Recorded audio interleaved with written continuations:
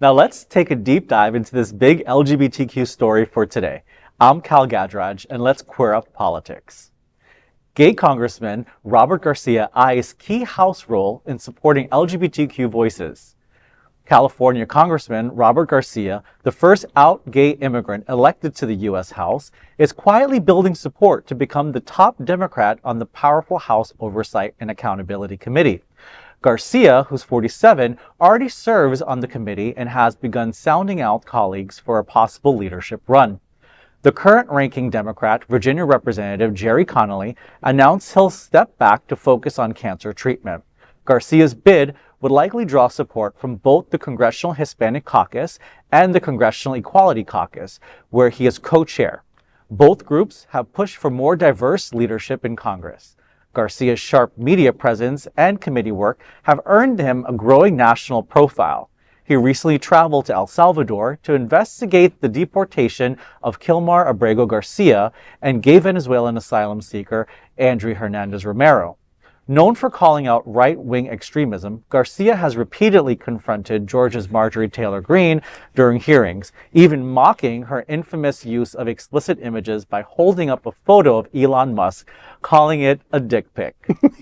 With Representative Alexandria Ocasio-Cortez stepping aside from the leadership race, new names are surfacing. Representatives like Jasmine Crockett of Texas, Khanna of California, and Maxwell Frost of Florida are among the potential contenders. Frost and Garcia are close allies and have agreed not to run against each other. Will Garcia become the next queer trailblazer in congressional leadership? Queer News Tonight will follow this story closely. These stories always excite me because I love when more LGBT or allies of the community run for positions in office, and it's time. Yeah. It's time for us to have representation at our local, state, federal level. I was really proud when Pete Buttigieg, became, the Secretary of Transportation, and that's just the beginning. It's just a matter of time until we have more LGBT senators and congressmen. We're fortunate to have Mayor Dean Trentalis as the mayor of Fort Lauderdale, who's the first openly gay elected mayor in the city's 100 years. And that's like I said, just the beginning.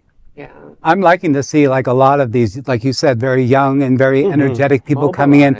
I've been watching Jasmine Crockett for a little while on TikTok and stuff, and I'll tell you, she will break it down for you like it's like receipt. Right. And I'm just like, wow, I'm living for it. So I love this energy, this new energy, because we desperately need it. Right, and her courage and intellect. We need people like that.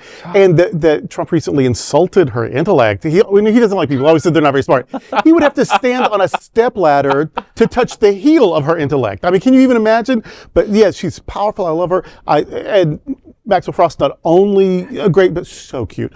And that's not a credential, but it is a fact. And and we just need these, because there is this huge effort to sort of concretize the minoritization of queer folk, and that there is this counter effort for the normalization of queer voices.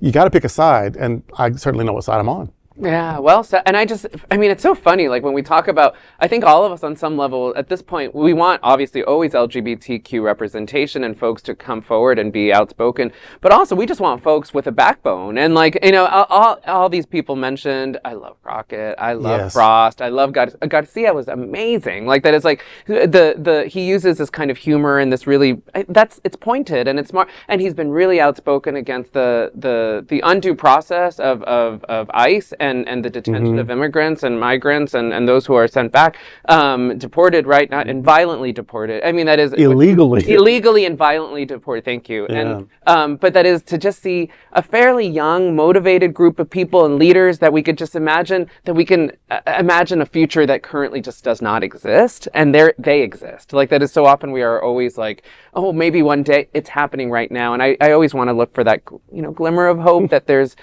The kids are all right, And in addition to his own district, he has two very large constituencies also that he's representing because of these caucuses. So he could be a powerhouse. Yeah, I can't wait for all that's to come.